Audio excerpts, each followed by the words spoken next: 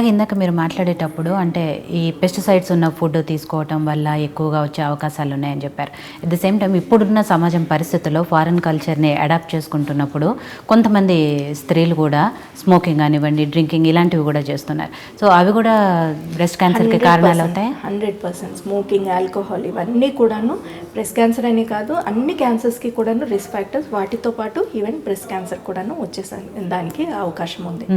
So life styles changes అనేవి చాలా important. Westernise అయిపోతున్నాము. తర్వాత ఇంకొకటి, ఈ చాలామందికి ఒక అపోహ ఎట్లా ఉంటుంది అని అంటే, ఎక్కడో చదివి ఉంటారు ఇంటర్నెట్లో, సమ్ ఎగ్జాటిక్ వెజిటబుల్ పేరు తీసుకొని వస్తారు, ఇది తింటే కనుక క్యాన్సర్. అది ఏంటంటే ఒక ప్రకృతి ధర్మం అనేసి అంటారు. ఏ ప్లేస్కి తగ్గట్టుగా వెజిటబుల్స్ అక్కడ వస్తాయి, అంతే.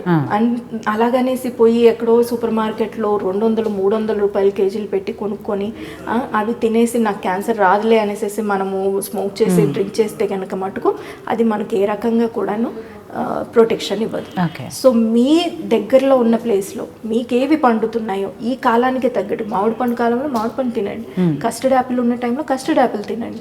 ఆ టయానికి అది నేచర్, అది మనకు అలాగ ఇచ్చింది.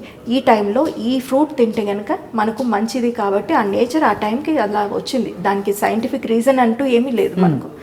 సో ఇలా చేయటం వల్ల రెగ్యులర్గా మనకు బాగుంటుంది. కానీ ఎక్కడో ఏదో ఎగ్జాటిక్ వెజిటబుల్స్, ఎగ్జాటిక్ ఫ్రూట్స్ తినటం వల్ల, అంటే హై బ్లూబెర్రీస్ తిన్నాం, అది తిన్నాం, ఇది తిన్నాం, దానివల్ల మాకు క్యాన్సర్ రాదు అని అనుకోవటానికి అసలు ఆస్కారం లేదు. ఓకే.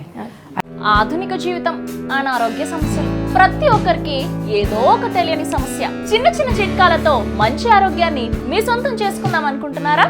ఇంకెందుకు ఆలస్యం, వెంటనే మా యోయో హెల్త్ ఛానల్ ని సబ్స్క్రైబ్ చేసుకోండి.